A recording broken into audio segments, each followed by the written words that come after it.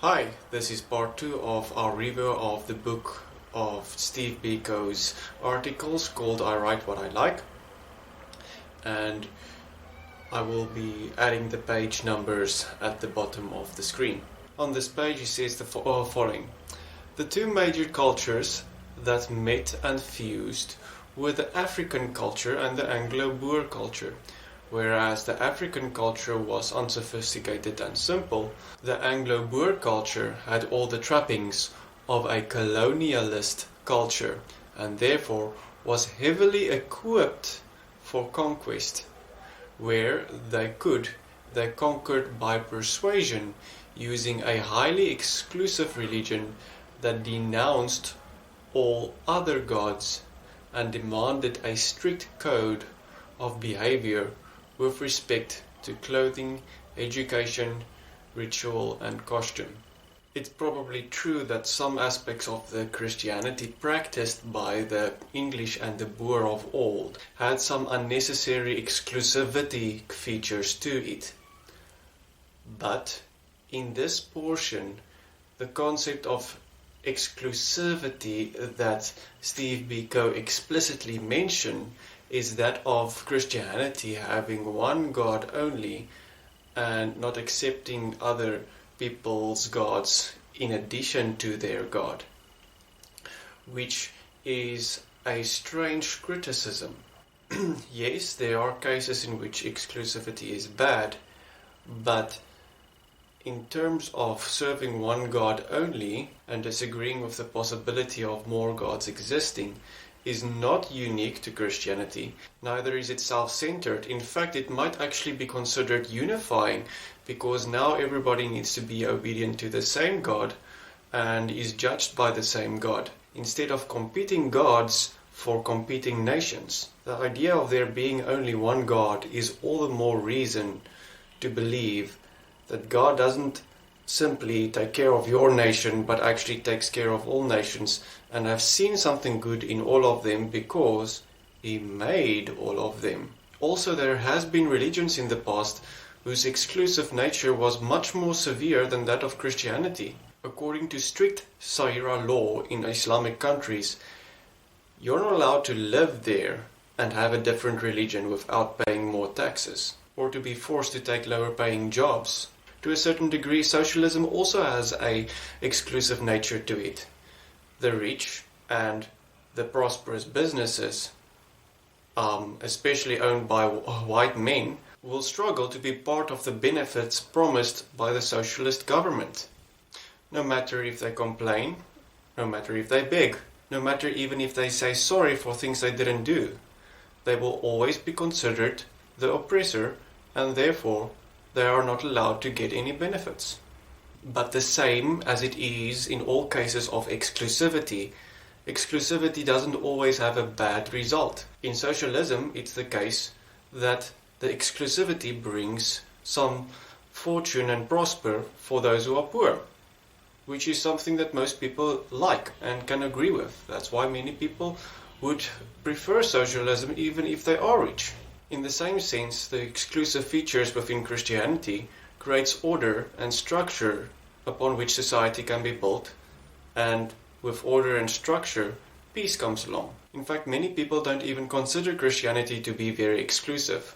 They consider Christianity to be a very embracing religion because it allows for almost all cultures to identify with it. Christianity has been adapted in many ways so that cultures from all over the world has felt at home within Christianity. So we can roughly see where Steve Biko is coming from with this, but there's nothing wrong with Christianity in and of itself in this case. On this page, Steve Biko says, "We are not a suspicious race.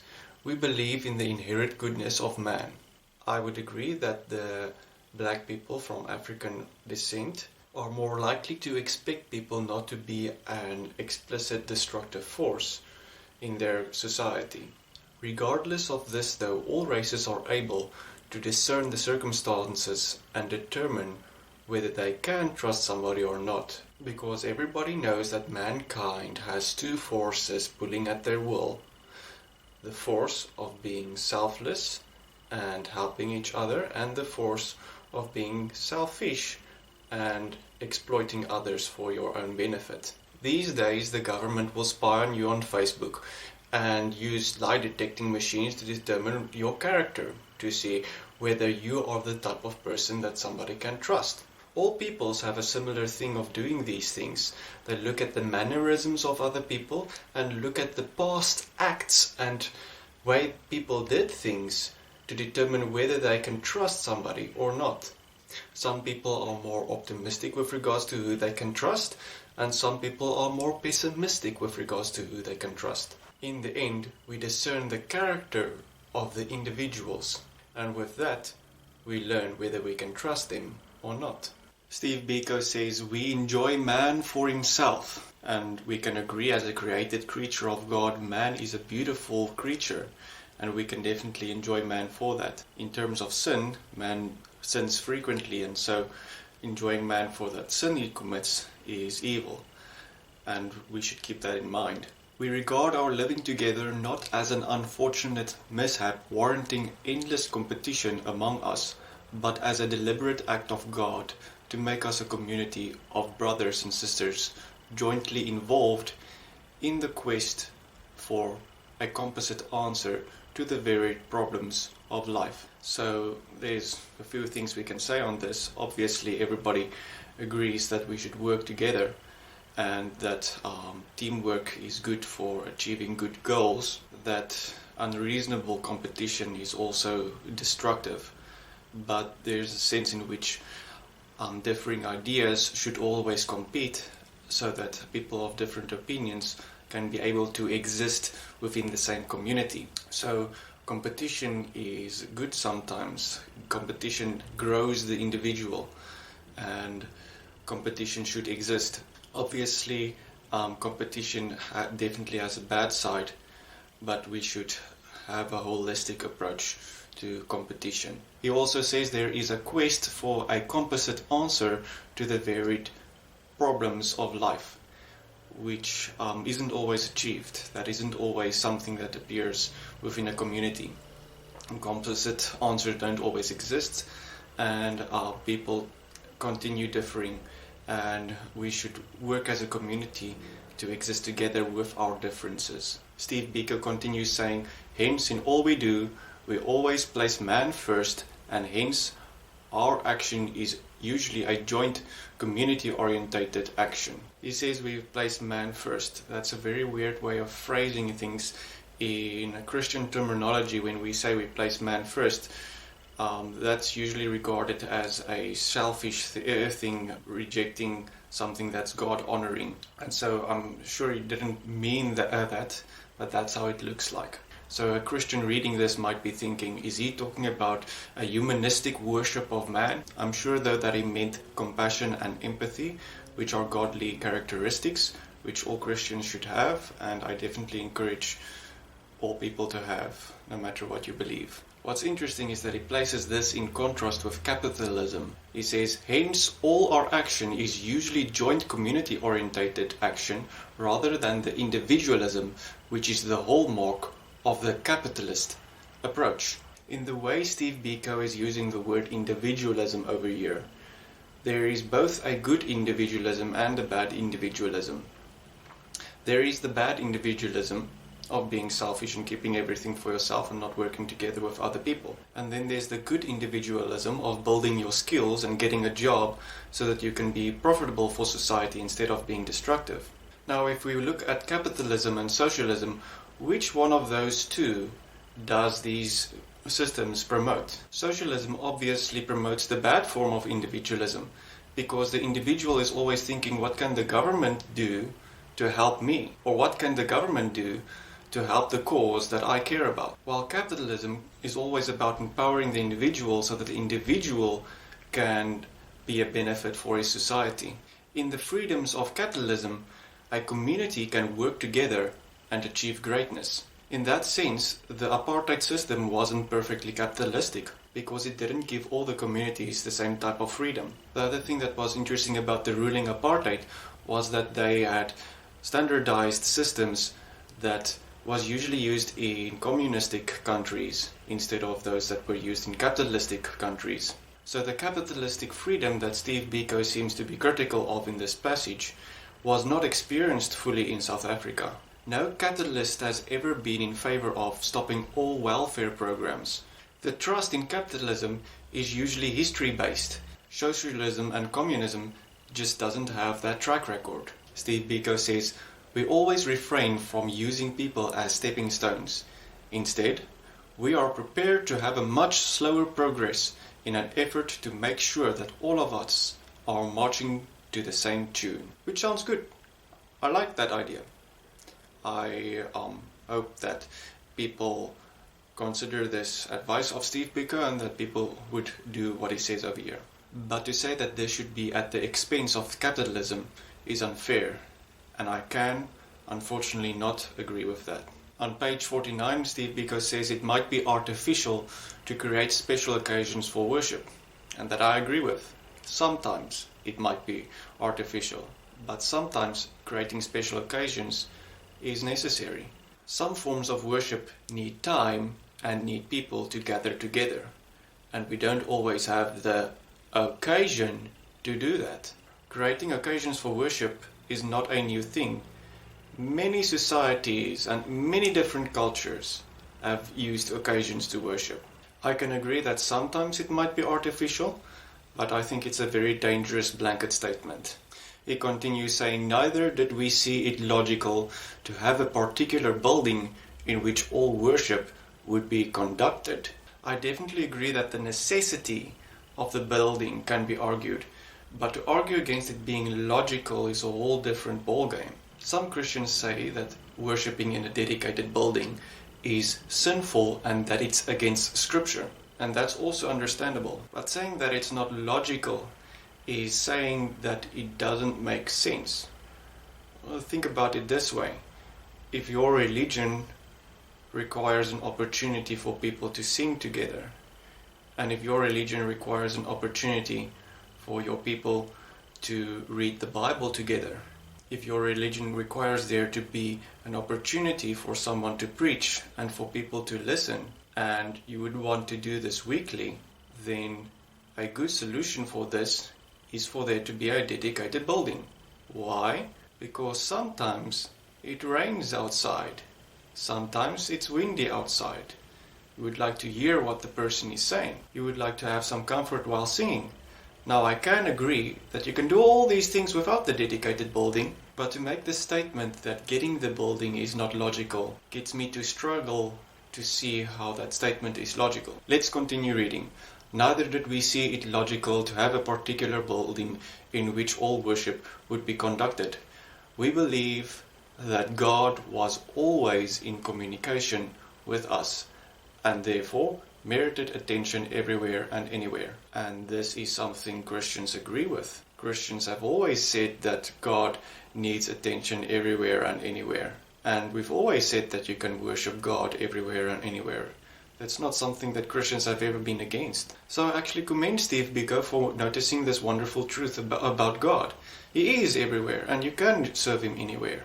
And I definitely think more Christians should notice and understand this, and live their lives in this manner. So in that sense, definitely, I really hope that Christians are giving attention to what Steve Biko is saying over here, because that's really necessary to grasp. Steve Biko continues saying, it was the missionaries who confused our people with their new religion. So they confused you about the previous things you said. So you're saying the missionaries said that you can't worship everywhere and anywhere. Find me the missionary. Find me the missionary. Please, find me the missionary that said that. I would like to have a talk with him. And the second thing he mentioned was the buildings. Find me the missionary that said that buildings are an absolute necessity to worshiping God. I would like to talk to that missionary, because missionaries that teach such things are definitely deviating from what has been taught by proper Protestant missionaries for centuries. He continues saying, by some strange logic they argued that theirs was a scientific religion and ours was mere superstition, in spite of the biological discrepancies so obvious in the basis of their religion. As I mentioned earlier, the historic attestation of the resurrection of Jesus Christ is very reliable. We've got lots of documents referring to the events that happened in that time frame, and they are very convincing with regards to what happened with Jesus. So you can definitely use the science that historians use to determine whether a thing actually happened in history, to determine whether our events that we give that happened with Jesus was historic or not. All religions have some supernatural beliefs or ideas surrounding it. That's what makes it a religion. Some of the black cultures in South Africa performed forefather worship and went to witch doctors to help them in difficult circumstances. In both cases, they expected something supernatural to help them. If they have a reliable record of these supernatural things actually happening, then we can study those things and discern whether they are reliable. Calling Christianity a scientific religion compared with forefather worship in African cultures is definitely not unwarranted. I can agree that Christianity doesn't agree with our modern uniformitarian standards, but calling it unscientific is a whole different accusation. The Bible says that creatures bring forth after their kind. The Bible also says that women have pain during childbearing. Those are scientific statements which have always been true. When there are miracles in the Bible, you can notice that the writer recognizes these strange events as miracles and should therefore be considered a once-off thing and not as the standard. So I'm not really sure what biological discrepancy Steve Biko is talking about. Where does the Bible say that this and this biological thing always happens? And where has there been a scientific experiment done that proved that biological statement that apparently always happens doesn't happen? Steve Biko continues saying, they further went on to preach a theology of the existence of hell, scaring our fathers and mothers with stories about burning in eternal flames and gnashing of teeth and grinding of bone. This cold religion was strange to us, but our forefathers were sufficiently scared of the unknown impending anger to believe that it was worth a try. Down went our cultural values!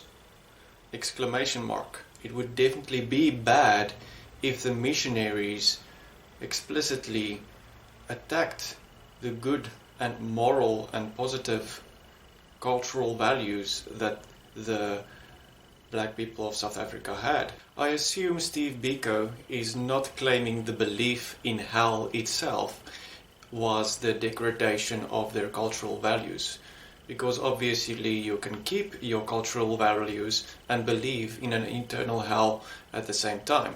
The way I understand Steve Biko is that the threat of hell was used to bring in additional or contrary values to what the black cultures in South Africa had. Being a Christian, if I was a missionary, I would definitely want people to stop their bad habits and also believe that Jesus died for them on the cross for their sin's sake. I would definitely also give them an opportunity to study these things to see if they are so. So if you are propagating a competing religion, I can definitely understand why you will be upset and that you will have some arguments against what the Christians are saying. But evangelizing and calling people to righteousness can't be always regarded as an explicit attack against cultural values. So I would really like Steve Biko to explain this sentiment of his more fully.